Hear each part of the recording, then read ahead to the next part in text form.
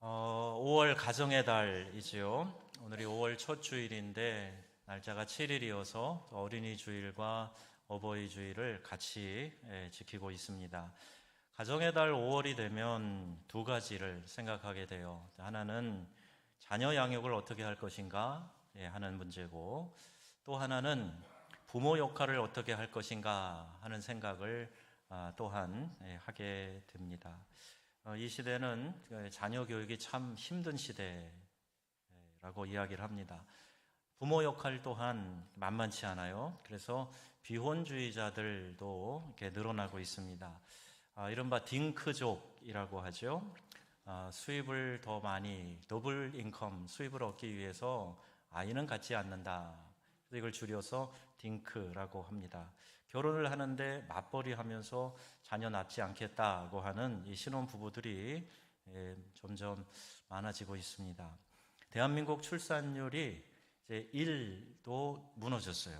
그러니까 1이란 얘기는 남자와 여자가 만났으면 둘이 만난 거 아닙니까? 그럼 아이를 최소한 둘을 낳아야 이게 이제 전문 용어로 똔똔이 되는 건데 이게 안 돼요. 그러니까 하나만 낳자 하나 1도 무너져서 지금 0.7 뭐 이렇게 되고 있습니다. 그래서 집집마다 귀하게 태어난 아이들이 뭐 거의 우상이에요. 이 아이들 때문에 요란합니다. 물론 잘 키우려는 마음 때문에 그렇게 되겠지만 과연 무엇이 잘하는 것인가 하는 것을 생각해 봐야 되겠죠. 그래서 오늘은 자녀를 어떻게 양육하는 것이 가장 최선의 길인가 하는 것을 생각해 보려고 합니다. 세상에는요, 자녀 교육에 대한 좋은 방법론들이 많이 나와 있어요. 유명한 교육학자들의 이론들, 교육 방법론, 그런 것들이 우리가 심심치 않게 접할 수 있게 되죠. 학설, 이론 많이 있습니다. O자로 시작되는 여성분이 요새 아이들 교육에 대해서 거의 전문가 역할을 하면서 여기저기에 나오고 있어요. 그렇지만 오늘은 그 중에서도 가장 권위 있는 교육 이론과 방법론을 말씀드리려고 그래요. 성경에 보면 유대인들이 자녀 교육의 헌장처럼 여기는 말씀이 있습니다. 바로 오늘 본문 말씀입니다. 신명기 6장 4절로 9절 이 말씀이에요. 이 말씀을 유대인들은 쉐마라고 부릅니다. 쉐마라는 말은 히브리어인데 들으라 이런 뜻이에요. 그러니까 신명기를 보면 들으라 이스라엘아 그래 나오죠. 쉐마 이스라엘 이렇게 표현되어 있는 거죠. 그래서 성경의 말씀에 바탕을 둔 세계관과 가치관 그리고 올바른 인격을 교육시키는 유대인식 교육을 상징하는 단어가 쉐마라는 말입니다. 설교를 우리가 중요하게 여기는데요. 사실 이 말씀을 듣는 것이 매우 중요합니다. 설교라는 것이 예배에 등장한 것은 그렇게 오래되지 않습니다. 우리 기독교의 긴 역사 중에는 설교가 없었어요. 말씀을 그냥 듣는 겁니다. 에스라가 감추어진 성전에 있던 두루마리를 찾아와서 펼쳐서 하나님의 말씀을 읽을 때 온 회중이 기립하여 그 말씀을 듣고 감격하여 통곡하고 거기서 회개하고 하는 개혁운동이 일어났어요. 설교 없었습니다. 말씀을 들을 때 그런 역사가 일어나는 거죠. 공동체로 성경을 읽고 듣는 것이 얼마나 중요한지 몰라요. 그래서 우리 교회도 지금 올해는 새벽 기도를 이렇게 공동체 성경 읽기로 진행하고 있는데 설교가 없다고 하시지 말고 오셔서 하나님의 말씀을 마음에 귀담아 듣는 것. 여러분 가정에서 하나님의 말씀을 같이 읽고 그 말씀을 듣는 것. 이게 무엇보다도 중요합니다. 그러니까 유대인들이 가정에서 집집마다 쉐마라고 하는 상자를 보관해요. 이 상자는 가죽으로 만든 상자인데 그 상자 속에 양피지로 만든 두루마리에 하나님의 그 말씀을 기록하고 보관해 둡니다. 그리고 그 두루마리를 아침 저녁으로 꺼내서 읽었다는 거죠. 이 말씀은 유대인들을 광야에서 또 이끌어내시고 또 가나안 땅에 들어가게 하신 하나님께서 그 들어가기 전에 모세가 백성들을 소집해 놓고 이 하나님의 말씀을 읽어주었던 것입니다. 앞으로 가나안에 들어가거든 영원히 자녀들을 가르치는 말씀으로 삼으라 했어요. 그래서 모세가 그때 하나의 전통으로 이 말씀을 선포하고 있습니다. 그때부터 유대인들은 말씀을 쉐마라고 부르면서 이 후손들에게 가르치게 된 거죠. 여기 보면 이 쉐마에 세 가지 중요한 강조점이 나옵니다. 그 첫 번째는 뭐냐? 5절 말씀에 기록되어져 있는데 5절 말씀 같이 보겠습니다. 너는 마음을 다하고 뜻을 다하고 힘을 다하여 내 하나님 여호와를 사랑하라. 아멘. 여호와를 사랑하라 하는 것이 이 쉐마의 가르침의 첫 번째 중요한 것이었어요. 이 말씀은 부모가 세상에서 가장 먼저 할 일이 무엇인가 하는 것을 말씀하는 것입니다. 세상에서 부모가 가장 먼저 할 일, 좋은 신앙인이 되는 거예요. 이것이 최고의 교육입니다. 왜냐하면 아이들은 본 그대로 믿고 행하기 때문이죠. 이 세상에는요, 부모만한 교사가 없다 그러죠. 그래서 링컨은 하나님을 진실히 믿는 부모를 가졌다면 그는 부자다 이렇게 표현을 했어요. 부모가 가장 좋은 교사라는 뜻입니다. 뉴욕에 가면요, 그 리버티 섬에 높이가 약 93.5m 되는 그 자유의 여신상이라는 것이 세워져 있습니다. 아마 뉴욕 맨하탄에 가시면 꼭 이제 보고 오시는 것일 텐데요. 근데 이것이 프랑스에서 선물한 거죠. 프랑스의 조각가 바르톨디라고 하는 사람과 토목공학자인 구스타프 에펠, 그 에펠탑을 만든 사람입니다. 그 둘이 함께 만든 작품이 지금 뉴욕에 서 있는 자유의 여신상입니다. 미국 독립 100주년을 축하하기 위해서 1876년에 선물을 한 것입니다. 그런데 이 여신상은요, 파리에 가면 센느강에 좀 미니추어로 작은 사이즈의 여신상이 서 있어요. 그걸 크게 만든 거죠. 룩삼부르크 공원에도 이 자유의 여신상이 있습니다. 바르톨디가 이 뉴욕에 보내는 여신상을 만들 때 얼굴을 어떻게 할까 하는 생각을 하면서 얼굴에 자유와 사랑과 평화를 나타내는 여성상을 만들어야 되겠다. 그렇게 생각을 했어요. 그래서 그런 모습을 가진 사람을 두루 찾았는데 그걸 찾아내지 못했죠. 여성 모델을 찾지 못했습니다. 그러다가 결국에는 자신의 어머니를 떠올리게 되었고 자기 어머니 얼굴을 그 자유여신상의 얼굴에 조각하여 동판 조각이죠. 해서 새겨넣었다는 겁니다. 하나님을 진심으로 사랑했던 그 어머니 모습을 떠올리면서 여기에 진정한 자유와 사랑과 평화가 담겨 있는 것 아니겠는가. 그 자유여신상의 얼굴을 어머니를 통해서 발견했다는 거죠. 어머니가 얼마나 소중한 교사인가 우리 모두가 다 공감하는 내용입니다.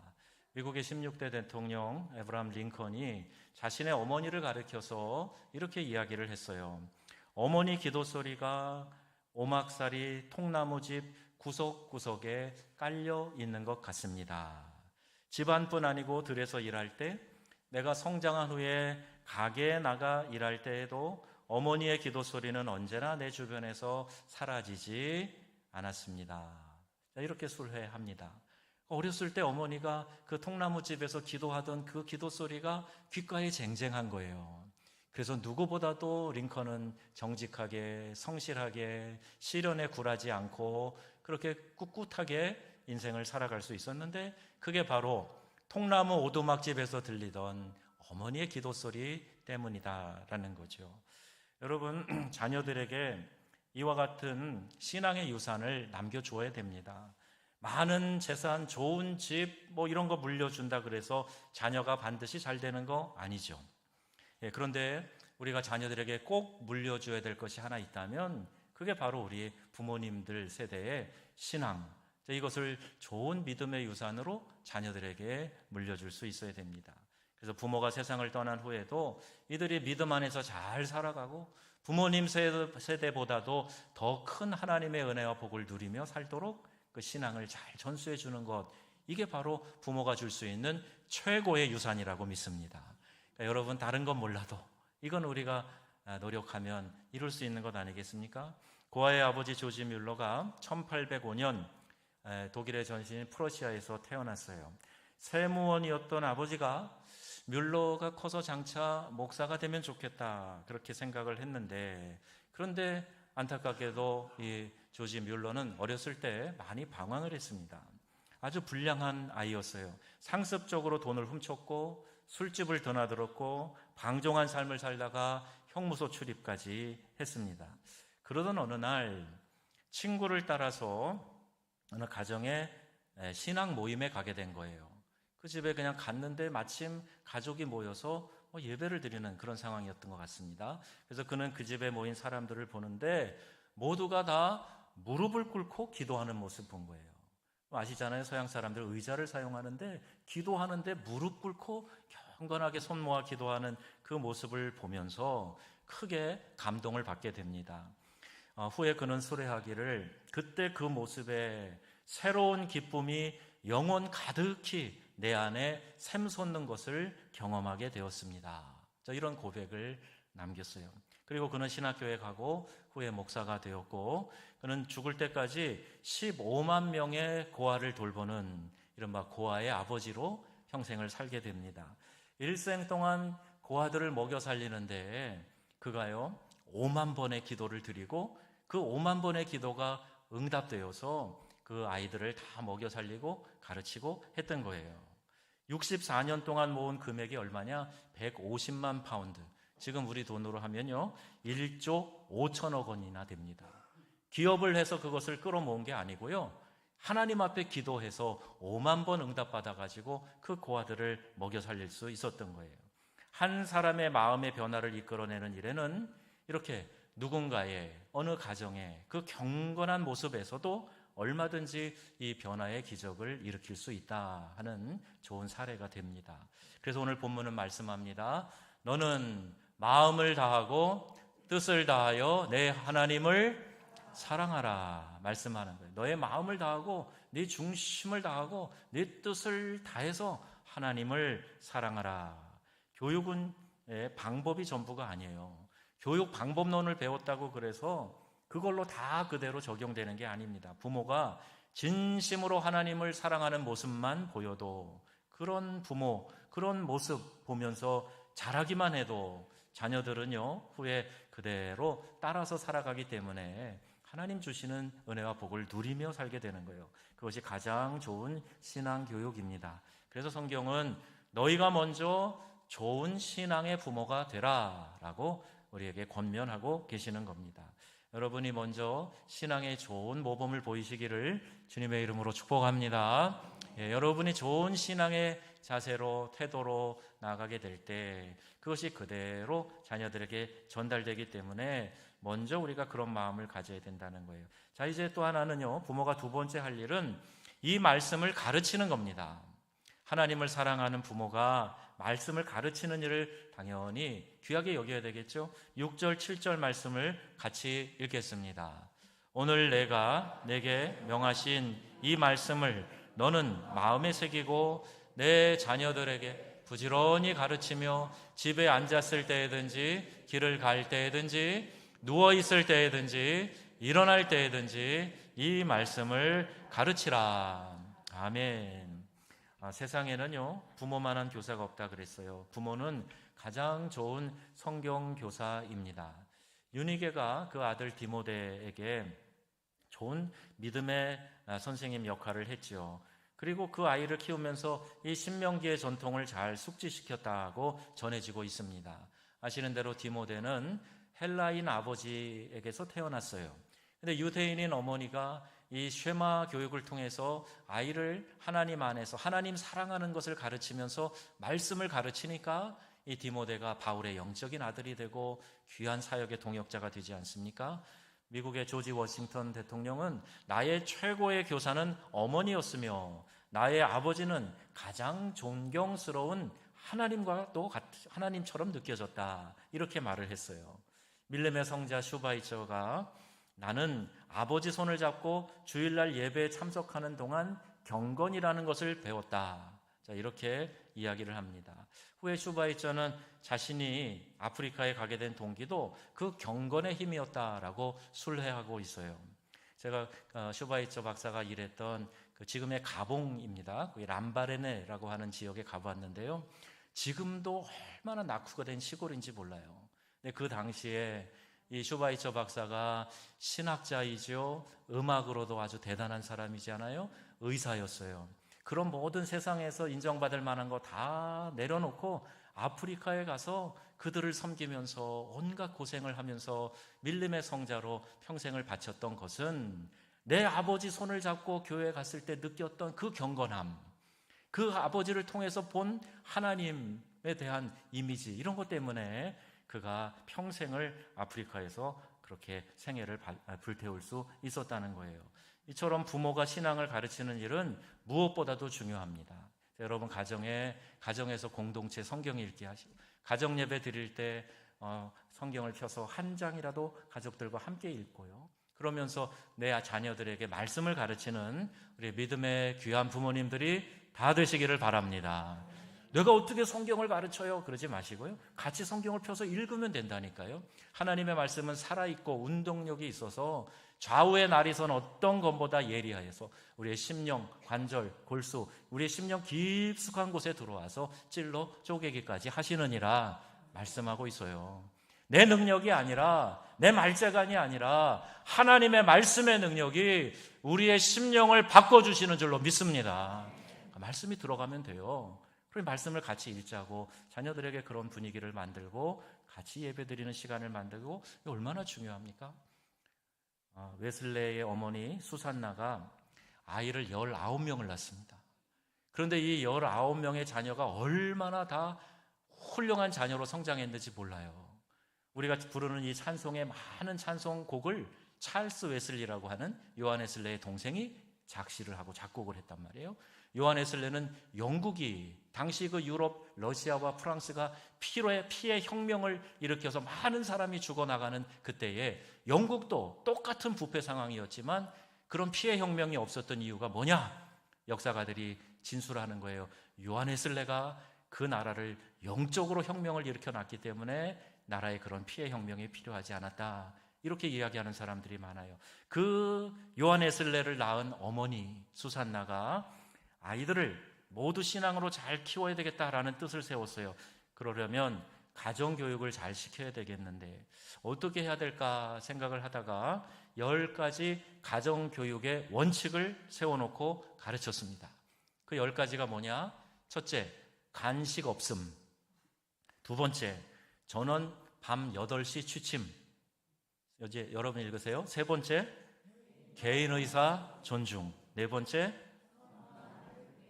다섯 번째, 여섯 번째, 예배 시간에 절대 엄숙. 일곱 번째, 뗐을 때는 들어주지 않음. 뗐을 때마다 귀찮으니까 야 이거 해라, 야 이거 해라. 그러니까 아이들이 버릇이 나빠지고 또 좋은 인성을 갖지 못하는 경우가 많다는 거예요. 근데 수산나는 그때부터 뗐을 땐 안 돼. 자, 여덟 번째는요, 잘못을 고백하면 무조건 용서하고 안 하면 반드시 벌을 준다. 자, 이런 원칙으로 가르쳤고, 아홉 번째, 약속을 절대로 지키게 한다. 열 번째는요, 부모의 채찍을 두렵게 여기고 하고 훈계를 고맙게 여기게 한다. 자, 이런 10가지 목표를 가지고요, 이 실천사항을 자녀 교육에다가 그대로 적용했다는 거예요. 이만한 교사가 세상에 어디 있습니까? 부모는 아주 책임이 있는 교사인 것이죠. 이렇게 가르치면요, 건강한 가정이 됩니다. 가정이 건강하면 나라가 건강해지고 동시에 사회가 건강해지는 거예요. 그래서 윈스턴 처칠이 나라가 잘 되기를 원하는가? 그러면 가정에서 아버지와 어머니가 먼저 시작할 일이다. 자, 이렇게 이야기를 했어요. 오늘 본문을 말합니다. 일어날 때든지 앉았을 때든지 언제나 이 말씀을 가르치라 라고 말씀하고 있어요. 여러분, 가정에서 하나님 말씀을 가르치는 성경교사 되길 바랍니다. 그 말씀을 내가 펴서 같이 읽는 것만 해도 이 역할을 감당하시는 거예요. 하나님 사랑하는 우리 성도님들, 그 하나님에 대하여 기록된 말씀, 나에게 보내주신 하나님의 사랑의 편지인 성경 말씀, 이거 우리가 소홀히 하겠습니까? 우리 교회 올 때 성경책 어디 있지? 그리고 찾아가지고 먼지 털고 선반에 있는 거 들고 그렇게 오시겠습니까? 아니요. 성경을 자주 피세요. 그래서 집에서 성경을 함께 읽는 그런 가정들 다 되기를 바라고, 세 번째는요, 부모가 할 실천인데 8절 9절 보시면 이렇게 말씀하고 있습니다. 다시 한번, 너는 이것을 내 손목에 매어 기호를 삼으며 내 미간에 붙여 표를 삼고 내 집 문설주와 바깥문에 기록할지니라. 아멘. 지금도 유대인들이 남자도 이렇게 머리를 따잖아요. 그리고 그 끝에다가 종이에다가 쓴 성경 말씀을 돌돌 말아갖고 여기다 달고 다녀요. 미간에 붙이고 문설주에 붙이고 이렇게 해라 하는 얘기는 말씀을 늘 가까이에 두고 그 말씀을 읽으며 묵상하고 접하라, 그런 의미예요. 그 말씀을 접하면서 말씀대로 살아가라, 실천하라, 그런 뜻이죠. 교육에서의 가장 큰 맹점이 뭐냐? 말만 앞서고 실천이 안 되는 데 있다는 거예요. 아이들이 부모에게 거역하는 것도 언제나 부모들이 말만 앞서지 본인들이 실천하지 않으니까, 자녀들은요, 말 듣고 실천하는 게 아니라 부모님을 보고 실천하거든요. 세상도 우리 성도들의 말을 듣고 따라오는 게 아니라 여러분의 삶을 보고 따라오는 것처럼 자녀도 그렇단 말입니다. 누가 이런 얘기를 했어요.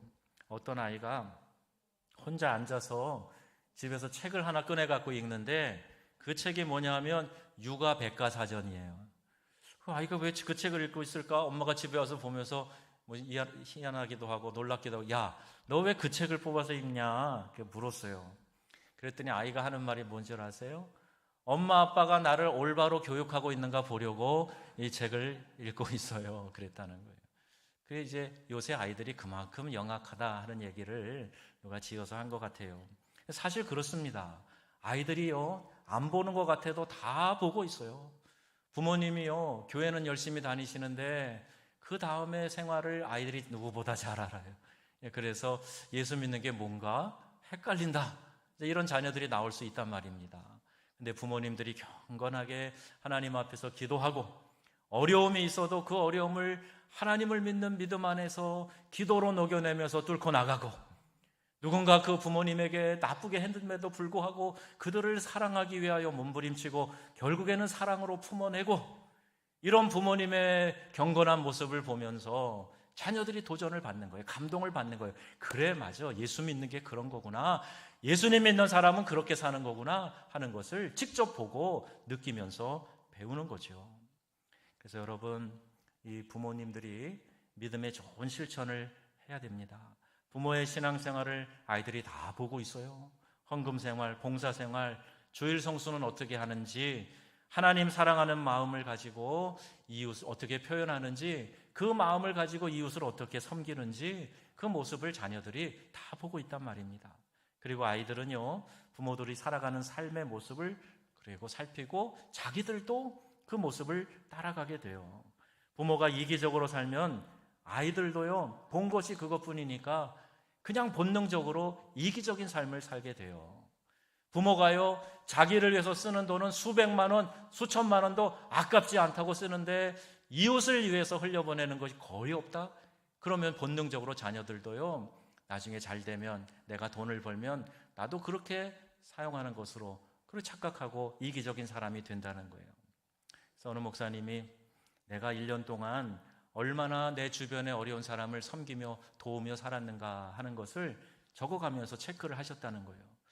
올해 내가 좀 인색했는데 그러면 내년에는 그걸 더 많이 하기 위해서 목표를 정해놓고 주변의 어려운 사람을 도우면서 그렇게 물질을 흘려보내며 사는 것을 목사님이신 그분이 스스로 훈련하면서 그렇게 실천하셨다는 겁니다. 여러분, 우리는요, 이런 도전을 받지 않으면 누구나 다 나를 위해서는 엄청나게 관대하고 나를 위해서는 엄청나게 모든 것을 써도 아깝지 않다고 생각하는데 내 주변을 향해서는 아주 인색한 그런 모습으로 살아가게 돼 있어요. 그래서 이 신앙을, 말씀을 붙잡고 실천하는 일, 자녀들에게도 좋은 교훈을 주기 위해서라도 내가 믿음으로 실천하는 일을 먼저 모범을 보여야 된다. 부모가요, 술주정을 부리고 파괴하고 때리고 행패 부리고 그러면요, 아이들 마음에 상처가 생겨요. 그래서 자라면서 나는 절대로 결혼하면 내 아내를 손도 대지 않을 거다, 욕도 하지 않을 거다, 거칠게 대하지 않을 거다, 아주 작정을 한다 그래요. 그런데 결혼해서 살다 보면요, 언제 그랬는가 싶을 만큼 이 아이가 부모를 비슷하게 닮아가고 있는 거예요. 보고 배웠기 때문에 그렇습니다. 여러분, 믿음의 좋은 자세를 우리 자녀들에게 신앙의 유산으로 물려주시기를 주님의 이름으로 축복합니다. 내가 어떤 신앙생활을 해야 자녀들의 미래가 더 축복된 삶이 될까 하는 것을 생각하면서 말하고 행동하고 그리고 우리의 삶을 영위해 가야 한다는 겁니다. 이것이 우리에게 참 진지한 도전이 되는 말이에요. 본 그대로 행하게 된다. 청소년 때 아이들이 탈선하고 방황하는 경우 대부분 그래요. 그런데 부모는요, 진실하게 신앙생활하며 기도하잖아요. 그러면 지금은 내 자녀가 좀 방황하고 탈선하고 그래도 그 부모가 나를 위해서 눈물 흘려 기도했던 그 모습, 엄마가 새벽 기도 가가지고 작정하면서 나를 위해서 기도하는 그 기도의 모습, 그걸 아이들이 기억해요. 집에서 무릎 꿇고 기도했던 어머니의 기도, 그 소리가요 내 귓가에 맴돌고 내 마음에 심금을 울리면서 어느 때가 되었을 때에 다시 하나님의 품으로 돌아온다는 거예요. 그러니 여러분 낙심하지 마시고요, 자녀를 위해서 좋은 신앙생활의 모범을 꾸준히 이어가시고 기도하시기를 주님의 이름으로 권고합니다. 염려할 거 없어요. 여러분 기도하시면 우리 자녀들이 좀 방황을 해도 아까 뮬러의 말씀드린 것처럼 다시 돌아와서 위대한 하나님의 사람들이 될 수 있기 때문이에요. 문제는 부모에게 있어요. 부모가 먼저 그런 신앙의 자세로 나아가는 일을 실천해야 됩니다. 그러면 자녀들은 언젠가 주님 앞으로 다시 서게 됩니다. 본 것이 있기 때문이죠. 미국의 페퍼다인 대학이라고 하는 명문 대학이 있습니다. 그 대학의 교수님인데요, 교육학 교수님인데 닉 스티넷이라고 하는 박사님이 가정을 강하게 만드는 strong family, 가정을 강한 가정으로 만드는 비결을 연구해서 6가지로 압축해가지고 이것을 발표를 했어요. 그 하나가 뭐냐? 어떻게 하면 그 가정이 건강하고 강한 가정이 될 수 있느냐? 그 첫째가 바로 헌신입니다. 헌신, commitment. 내가 먼저 헌신하는 모습으로 서로가 서로를 돌보는, 그래서 개인보다는 가족, 이웃을 위해서 살아가는 가정, 그 가정이 바로 스트롱 패밀리, 강한 가정이라는 얘기예요. 두 번째는 감사입니다. 감사. 서로의 고마움을 알고 서로 격려하며 살아가는 가정. 감사가 있는 가정은 강한 가정이라는 거예요. 여러분 먼저 감사를 가정에서 표현해 보세요. 세 번째는요, 교통이에요. 교통. 커뮤니케이션. 서로 소통하는 것을 말하죠. 가족 간에 서로 대화하고 듣고 접촉하는 삶. 이걸 통해서 강한 가정을 만들 수 있다는 거예요. 얼마나 끈끈한 삶이 이어지겠습니까? 가족 간에 이런 소통이 있다면 얼마나 좋겠어요. 저도 이 설교를 준비하면서 어제 제게 들려지는 말씀이 있었어요. 우리 이제 어느 장로님이 이야기하시면서 그 자녀들하고 막 긴 시간을 전화 통화를 하신대요. 그래서 제가 그 말을 들으면서 조금 찔림이 있었습니다. 저는 자녀들하고 이제 엄마가 전화하면 끼어들지도 않아요. 그리고 그냥 얘기하게 내둡니다. 옆에 아빠 계셔 그래도 제가 옆에서 그냥 전화기 너머로 안녕 잘 있지? 그러면 그게 끝이었어요. 그런데 더 많은 대화를 하고 자녀들하고 같이 소통하는 일, 이것이 바로 서로를 끈끈하게 만드는 강한 가정을 만드는 비결이다. 이를테면 또 하나는, 네 번째는요, 동행이에요. 동행이 뭐냐? 영어에 보시면 spending time together라고 되어 있어요. 시간을 같이 보내는 거예요. 같이. 내 자녀들과 함께 가족 구성원들이, 남편과 아내가 시간을 함께 보내는 거예요. 이를테면 되도록 가족이 같이 밥도 먹고 대화도 나누고 하면서 그 많은 시간을 같이 보내는 일이 강한 가정을 만드는 비결이다. 그리고 다섯 번째는 정신건강입니다. 낙관주의, 박애주의, 이웃과 더불어 살아가는 삶, 이런 것이 그 가정을 건강하게 강한 가정으로 만든다. 마지막 여섯 번째가 극복의 기술이에요. 살아가다가 어려운 일에 봉착할 수 있잖아요. 그 위기를 변화와 발전의 기회로 삼고 그것을 극복하는 지혜와 능력, 이것이 강한 가정을 만든다 하는 겁니다. 내가 어려움이 생겨도, 그래서 절망하고 주저앉아도 회복의 탄력성을 가지고 다시 올라갈 수 있는 거, 이게 바로 강한 가정의 요소라고 해요. 여러분, 우리가 이와 같은 것들이 건강하고 결속력 있는 가정을 이루기 위한 요소다 하는 것을 우리가 생각하면서 강한 가정, 좋은 가정, 건강한 가정들을 다 이루어 가실 수 있기를 축복합니다. 오늘날 이 시대는요, 경제를 우선시합니다. 매사에 돈으로 해결하려고 하고 돈으로 조정하려고 그래요. 아이들을 풍성하게 해주려고 용돈을 많이 주는 것을 부모의 도리라고 생각하는 분들도 있어요. 이제 그러다 보면 자신을 위해서는 뭐든 펑펑 써대고 남들을 배려하지 않는 이기적인 사람으로 만들 수 있습니다. 그래서 성장한 후에도 이웃과의 협동, 나눔 등의 삶이 거리가 먼 그런 삶이 될 수 있어요. 이와 같은 성공주의의 삶이나 출세 우월 위주의 삶은 결국 오늘 사람들을 모두 병들게 하는 교육입니다. 너 공부 열심히 해서 잘 되고 출세해서 떵떵거리며 살아라. 이건 절대 우리 크리스찬의 교육 목표가 될 수 없어요. 너 그렇게 훌륭하게 준비해서 이웃에게 베풀고 나누고 그들을 섬기는 삶을 살아가라. 이것이 믿는 사람들의 교육의 목표가 되어야 되지 않습니까? 근데 세상 교육에서는 그런 걸 잘 못 가르치고 있어요. 여러분, 우리 신앙인들이 이런 좋은 신앙의 인성을 가지고 부모와 형제 자매들, 이웃, 또 교회 안에서 서로 사랑하며 섬기는 일에 모범이 되도록 앞장서고 그것을 실천하는 우리 모두가 될 수 있기를 바랍니다. 이제 말씀의 결론이에요. 하나님은 가나안을 목전에 두고 모세를 부르셨죠. 그리고 말씀을 주셨습니다.